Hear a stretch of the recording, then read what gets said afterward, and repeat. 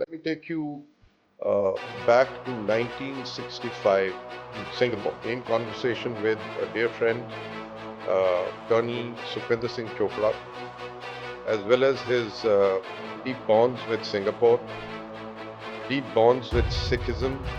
There were mobs, there was corruption, not our What kinds society. of punishments? Oh, Charati Kala. Aha, interesting. At the Timeless Amritsar platform, I am Gunbir Singh, President Dilibir Foundation, in conversation with a dear friend, Colonel Sukhvinder Singh Chopra from Singapore. We've known each other many decades now, Yes. right? So, and I have always admired Sukhvinder's insights as well as his deep bonds with Singapore, deep bonds with Sikhism, the theology that he professes, and the fact that he keeps his identity despite the fact that he was a serving naval officer of repute. Uh, Let me take you, before we discuss things personal, let me take you back to 1965 Singapore. So, pre Singapore, uh, what are your memories and thoughts about how Singapore was? So, I was born 4 years before our independence, born in 61. And my earliest memory is going to the clinic when I was maybe 6 or 7 years old with my mom on a rickshaw to get some form of a vaccination jab. And then coming back home with her. And I still remember the clinic, very simple structure. I remember the kindness that was shown as a young boy. So that's the earliest memory I have post independence. But having said that, being a Singaporean, and so glad to be one, blessed to be one, actually, I have understood the causes of our independence and the progress thereof and what it took. So, say from your parents, what did you hear about how Singapore was pre-independence? My father, let me just take one step back. My father at that time had a choice to become a British citizen. Because at that period we were transiting to from a British colony, Right. and father being a British subject. Before 1959. After 1959, when Singapore had the right of self-governance, one could become a Singapore citizen. Father was very clear from his stories to us, his children, is that it was very clear in his mind that he had a lot of faith in one man. We'll come to the man later. Right. And as a result, in his faith in this one gentleman, one man, he said Singapore is going to be home for the family. Fantastic. So, but Singapore was a simple, laid back, undeveloped area of Malaysia, wasn't it? It was, but there is another aspect to it. It was a trading hub. Even at that time. Even at that time. And there was lots of opportunities to do trade. In fact, father first joined as a teacher, and after he taught economics, statistics, in the schools. He decided to venture out and start a sports business. Actually, his business was burned twice from arson. Wow. He was doing extremely well, extremely well. So the arson. If someone was wanted to create a problem, in the case of my father, his business was burnt twice To the ground twice. to the ground. So that was the kind of The environment. situation and the environment which was Yes. there at that point There in were time. gangsters, there were mobs, there was corruption, there was a drug problem, there was poverty. About 50% of the people were non-school going, Wow. illiterate. English was not the first medium of instruction. Various dialects of Chinese. Then you had the Malays. Then you had the Indians. So that phase is not the organized phase that everyone talks about today. So today, our basically what we are going to talk about is Singapore, Okay. from a third world country Okay. to a first world country within 2.5 decades. Yep. Is that fair to say? Yes, that's factually correct. So Singapore became independent as a sovereign nation on the 9th of August in 1965. Yes. And the entire changeover was unique, Yes. to say the least. To say the least. Just tell me how mindsets changed. You've just described the situation of Singapore at that point in time. Gangsters, mobsters, truck unions, all kinds of things happening, undereducated, in poverty. And to get that mindset to change, and one man who brought that about, of course, was Lee Kuan Yew And his team. and his team, He had of a course. wonderful team. How did mindsets change? So let me take one step back, because it's important to understand that. You see, in 1963, Singapore, from a British colony, self-governing colony, became a part of the Federation of Malaysia, Federation of Malaysia. This was, of course, pre-independence. Just 2 years before, 2 years. 1963, Right. right? And the reason why that happened was Mr. Lee Kuan Yew and his close colleagues felt that that's the best for Singapore. No hinterland, no natural resources, small population. Things were not looking good, for want of a better word, for the future of Singapore, the island state. It's good to be part of a bigger ecosystem. So, when Singapore joined the Federation of Malaysia, there was some form of an understanding, an agreement. And Singapore was essentially taking care of education and labor.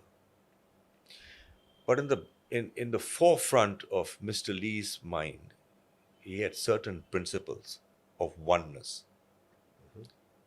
He truly believed in the concept of oneness, and all men generally must be given equal opportunity, irregardless of race, language, religion, and very importantly, bloodline. Irregardless of all this, every person must be given equal opportunity. Now, thereafter, what you do with it, it's your self-merit, right? But that equal opportunity, no compromise. That was very clear from day one and consistent till today. But between 1963 and 1965, tension on that point alone essentially drove the separation between Singapore and Malaysia. So let me understand this. There is tension between the Malay Peninsula and the Singapore region, and primarily led by Lee Kuan Yew, right? And his team, say, The tension is due to the differences of opinion, of opinion right? between two main leaders, Yeah. essentially. And yet, in an act of legislature, the Malayan parliament took a unanimous vote of 126-0 to allow the separation of Singapore as a sovereign state. How Yes. did that happen? I think on the Malaysian side, when they first did the calculus that yes, we should have Singapore with us, and after about 12 months or so, realizing that this is not working out, and that their calculus was not quite correct, they then came to the conclusion that it is better off that Singapore be on their own, because the leadership of Singapore had quite a opposite view of certain issues, and they are not compatible. So I think on the Malaysian side of it, they felt that, look, if you want to do this, go do it on your own. And I suppose we wish you well. Wow. So, but the changeover was swift. Yes. I mean, in the sense that I cannot perceive that in 2.5 decades, a region can change so radically from being third world to a first world. Yeah. What do you think brought that about? Chardi Kala. Aha, interesting. I tell you that. Interesting. I tell you that. Just the manifestation of Chardi Kala. fabulous. Okay. That clear-mindedness, that principled clear-mindedness, that all right, it's a huge setback. Never wanted it. We are probably the only country in the world at the time of independence. Most folks of my father's generation cried, wept, saddened, despair. Oh, which other country, when you get your independence, you are in that mood? You celebrate. They were not happy. The whole country was in shock from what I read. And when I remember of my father. But that Chardi Kala spirit very quickly came in. So this island nation, Very quickly came so in. this island nation does not have many resources of its own. Other Is than, dependent even on water Yes. from the Malayan Peninsula. yes. How the hell did they manage? So water, if you just look at water alone, very early on, government realized that we need to develop technology to convert non-drinkable water into drinkable water, non-drinkable water from various sources. And the government put their mind to it. And today, we are literally, one could say, for our survival needs, completely self-reliant for water, which was not the case at the time of independence. And other resources? What other resource do we have? We have no oil, no timber, no agriculture, no fishery. zip, other than the little manpower that we have, the Singapore citizens, the caliber of the permanent residents in our country, the caliber of the others who have joined our workforce and have greatly contributed to the development of our country. And overarching all this is to me, the best public policy framework in the world. I mean, maybe I shouldn't say that. Maybe I'm a little bit too naive to say that. One could say it's my experience. So, sitting in the city of the Golden Temple, ਅਸੀਂ ਹੁਣ ਅੰਮ੍ਰਿਤਸਰ ਬੈਠੇ ਹਾਂ, ਤੁਸੀਂ ਇੱਥੇ ਮੱਥਾ ਟੇਕਣ ਆਏ ਹੋ. ਹਾਂਜੀ. Let's talk a little bit about India. So, is there a paradigm that changed, that brought about this rapid, perhaps even inexplicable change in Singapore to modernity, to success? Are there any such paradigms you feel can fit into the Indian setup? I can understand that in Singapore it was one man and his absolutely dedicated team of One man with key members. I always want to emphasize that it's Mr. Lee Kuan Yew, yes, but he had Goh Keng Swee, Dr. Goh Keng Swee, Mr. Rajaratnam, and a few more. They all, as a team, brought various strengths. So I always want to kind of say that Mr. Lee was the visionary, and he had the will to execute, but he had a team that helped him shape the agenda and execute it perfectly. So let me throw a few chronic issues of India to you. Firstly, I've never lived in India. That's fine. And my Punjabi, I'm talking about issues. No, my Hindi is quite subpar. Understandable. So Understandable. I may look like an Indian, but so, don't think I'm in a good position to comment about India at all, actually. No, I'm talking about possibilities. All right. And ways out of chronic situations. All right. For example, India has a garbage everywhere problem. Right. And I know Singapore is spotless. Right. To a large extent. Right. What do they do that we don't do right?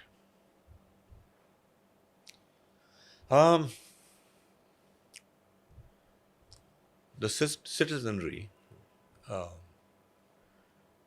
over the years have developed the moral compass not to contribute to pollution. It took time. We had many campaigns, but we also had a very large stick that was enforced. So the carrot and the stick. Very much so. And the fact that there was a phenomenal moral compass, duly regulated. Yes. So I would say that it was a combination of all that allowed for this to develop. Many other policies that provided very nice housing. You know, so if you are living in a housing estate and you appreciate that housing estate and you own the house that you live in or the flat. I mean, we have a 99-year lease structure, and one could argue, do you really own it? But the fact of the matter is, generally speaking, you have purchased it from the government. Yes, there's a lease behind it, but factually, you have purchased it. You are not renting it. So there is this responsibility. So the home ownership structure makes you feel that, hey, this is my property now. So taking pride in what you have Yes. and taking responsibility of the environs Yes. are part of the moral compass of the Singaporean. Yes. And that is duly regulated Yes. and ensured. Yes. Okay. And punishments are enforced across all strata of What kinds of society. punishments? Oh,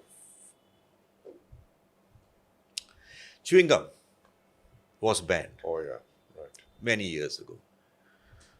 There was an uproar. Why ban chewing gum? But if you look at the economics of cleaning that chewing gum mess on public transport, on lifts, roads, simple understanding of the pros and cons, ban it. One will get used to it. You also had a society 75% Chinese, about 15% Malay, Tobacco chewing Chinese. tobacco chewing Chinese, maybe in those days, but not now. No, obviously. And then Malays 15%, 7 to 9% Indians, Sikhs 0.35%.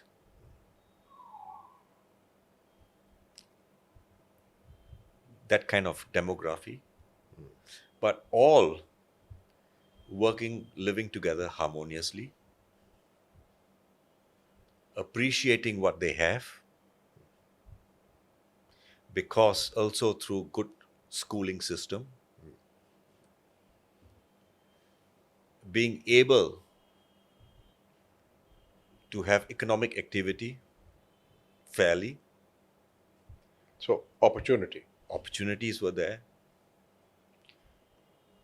being able to not only have great education in Singapore. I mean, Singapore's education system today is one of the best in the world.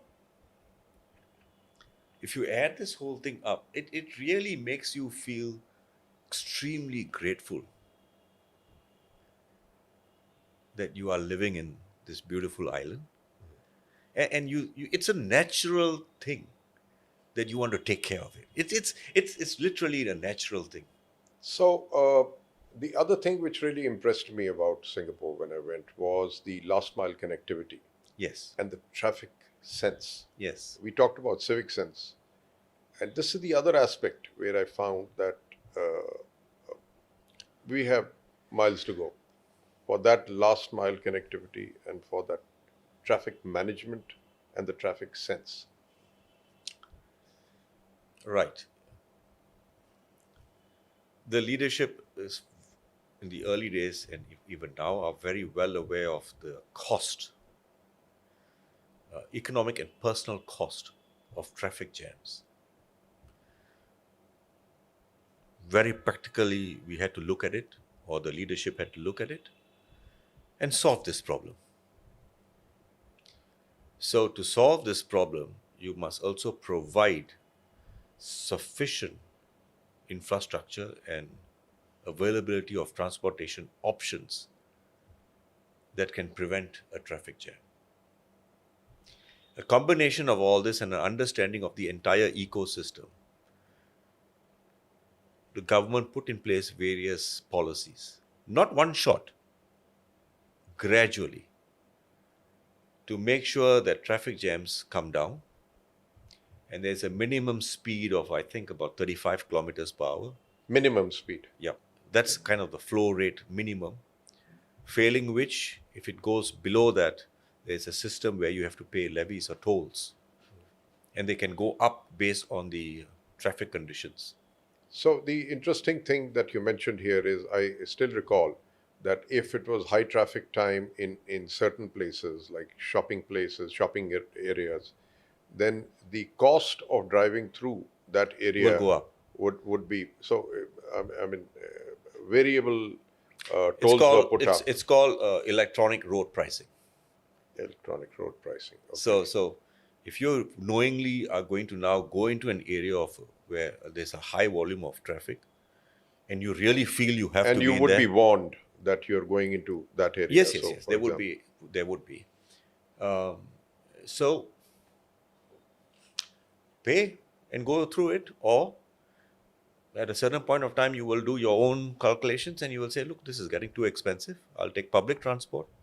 Or if I have a car, I'll drive a bit longer and take a route that is not so densely congested. And let me go back to what you said earlier, that public transportation, efficient multimodal transportation is available at a fair price. Very reasonable price, especially for Last those mile. last mile. Not generally speaking. If you talk about last mile, the greater vision is that every Singaporean should be able to reach a tube station within about 10 minutes walk. That's remarkable. Sure. Especially where 70% of the Singaporeans live, which is in public housing. Costs are kept low, and if you are a retiree, it's capped at a certain price, above 65. When you're above 65, I think it's like slightly more than $1 per trip, irrespective of the distance. Singapore dollar. Yes, it's reasonable. Very, Fantastic. very reasonable. Fantastic. I could talk with you about the politics of the Straits of Hormuz as compared to the Straits of Malacca, but I'm not going to go there. Let's leave that to the politicians and the players in geopolitical strategies. Yes. So- Having said that, our Minister of Foreign Affairs, Minister Vivian, if you have not heard his speech on this matter, he spoke factually, eloquently to explain the right of passage and why this has to be maintained. And Malacca Straits is a very interesting strait. If you look at the one single deep water line where you can take drafts of 25 meters and above, and where that line is with regards to territorial waters, one should read about that. Yeah, And and it's a appreciate it. much smaller fractional of the size of the Hormuz Strait, and manifold the traffic. And they consider it as a free international waterway, Yes. isn't it? Yeah, well, China and India and Japan, most of their oil that's imported in those countries go through that channel. So how does, a little on the personal style, Yeah, sure, about you, Yeah. That's very boring. how does a Sikh gentleman with his identity, wearing a turban and a long beard, manage to go up the ladder of Singapore Navy to actually command fleets? I mean, you would be an I admiral commanded- anywhere else. Well, thank you for that. So, but, I commanded a squadron of ships. so, I mean, in Singapore, they call it a quadrant. We would call it a fleet. Oh, So, okay. Okay. And how does that happen? That you are able to maintain your identity and rise in the system. When I joined the Navy, You were perhaps 1979. one of the first one of the first. of the first officers, Sikh officers, Yes. in the Singapore Navy, Yes. organized Singapore Navy. Yes. So, when I first joined the Navy in 1979, I reported for duty, and of course, first place we go to is to receive our uniform. I signed out the pagdi. It was basically a 5-meter curtain material. Which they handed to you, Yes. that you have to wear that. This is your turn. I took it home. It's impossible to tie this. Of course, today, Sikh in the Army, Navy, and Air Force will receive a proper pagdi material. And we buy it from outside by ourselves in any way. But that's how I was the first Sikh recruited midshipman first in the Singapore Navy, commissioned as a naval officer through the midshipman course, and then from there on began my career serving as a junior officer on ships, and then commanding the largest squadron of naval ships in the Singapore Navy, Wow, that's amazing. and having the opportunity to serve as the commander of a task group, the first commander of the task group in the Northern Arabian Gulf, working with US forces and other forces, Wow. and being the commander of that task group. So the system, which is so demanding personally, Yes. allowed you to retain and maintain your identity. Never had even the slightest problem. Wow. Even when I was doing my course as a diving officer, yes, we had to wake up at 3 o'clock in the morning, and we were in the with our dive tanks under the water in this, and in Singapore Straits or in East Jaw Straits, there's a level of oil sometimes, it's not as clean as Right. Bahamas or in Australia. But and so with a long beard and long hair, I had to take that extra effort to shampoo my hair quite a few times before I'm ready, and I have to do that in a very quick time after diving, before breakfast, and before class starts, and double quick time, because the system is not geared for Sikhs. The system is geared for those who have short hair. Everybody else. So I've got to find a way to still meet those timelines, and yet be able to keep my hair dry and clean and all that. So your personal commitment. It was quite interesting. But I as a policy, or as in the entire structure, I've never felt like a second-rate Singaporean. Never, not even once. Yeah. From the time I joined in 1979, or even in school. Yes, people make fun of us with turbans and colours and jura and all that. I mean, that's part and parcel of life, I feel, personally. But second, you feel equal.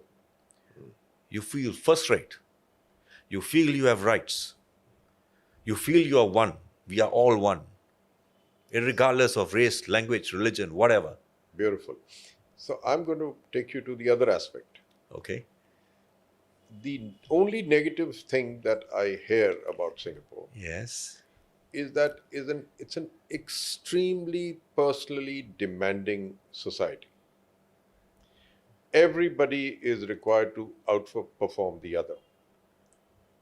And you guys train yourselves and are trained by the system Yes. to be absolutely above the bar. Is that true? And Yes. how do you manage that? So, firstly, Singapore is not perfect. Okay. Fair. There is room for improvement in many aspects, and we are always in a state of trying to improve and learn. Okay. So we took the very hard road of maths, science, English. We kind of downplayed the importance of art, literature, poetry, because we needed to have a population that can have appropriate skills to drive an economy. Appropriate skills. Yeah, to drive an economy, right? From manufacturing to high-end today. So the focus is, look, this is what we really need to do, and let's get that done. And in that phase, good talent was hard to find. There was a pressure to really get the schools to produce great talent. Our immigration system was not settled. We were not, in the early days, an ideal place for top talent in the world to be in Singapore. We would not be able to afford them. So it's kind of a journey, right? So what you hear is true, but today I think we have found an equilibrium point where the pressures have come down. The earlier pressures of that always being top in whatever you do,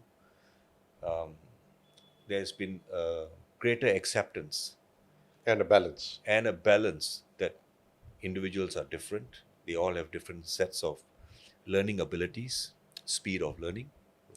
The education system has been tweaked to now create that balance, reduce the streaming pressures. So this entire development, in my opinion, has brought down that pressure. So, in this situation, uh, you're trying to outperform, you're doing well in the Navy, and you lost your wife. Oh, yes. So, personally, this phenomenal loss, uh, how did that impact you? So I was 33, and my beloved wife, Nandita Chatwal Chopra, when I lost her, she was 27. Uh, I was 33, and our son was 22 months old. So, on a personal side, as you can imagine, chaos, tragedy. personal blow. I was completely dislodged from my anchor. She was my anchor. And the mother of my child. But I'm so grateful of my friends. And in those days, there was one friend in particular, Chinese gentleman, my batchmate in the Navy, Kwet Yun, and his wife, Sally Kwet, who stepped up and took care of me and my son. My parents had wanted me to move back home from my matrimonial home so that they could shower me with love, comfort me. I could have done that, but I didn't do that because I had also very good friends where I was staying, and I had the support of the Navy. I did not want to bring extra burden to my parents. They've done their job. They've taken care, educated me, provided the best family environment for me. Personally, I felt this is what has been imposed upon me by, and I had to figure out without disturbing anyone and not putting, not like making, bringing difficulty to others so that they can continue with their life. So I kind of said that, okay, this is my issue with my son, and whatever help I can get from my parents, my friends, uh, my wife's family, in particular, my brother-in-law, Dr. Vikram Chatwal,